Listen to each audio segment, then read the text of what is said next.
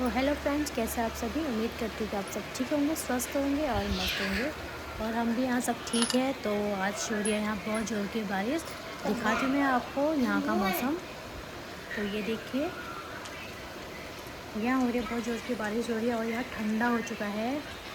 देख सकते हैं आप, सुबह से यहाँ बारिश लगी है। और ये है हमारे बजीज पैरट, इनके हुए छोटे छोटे बेबीज़। देख सकते हो आप कैसे ये खाना खिला रही हैं अपने बच्चों को।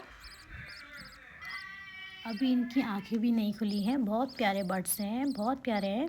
हाथ में आके खाना खाते हैं और बिस्तर में आके सोते हैं और बुलाने पे आ भी जाते हैं।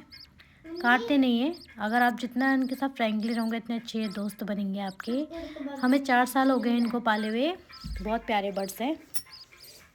अब हमारे पास 6 हो गए हैं बजीज पैरट्स। अपने बच्चों को खिला रहे हैं खाना। अभी बहुत छोटे हैं, अभी आंखें भी नहीं खुली हैं इनकी।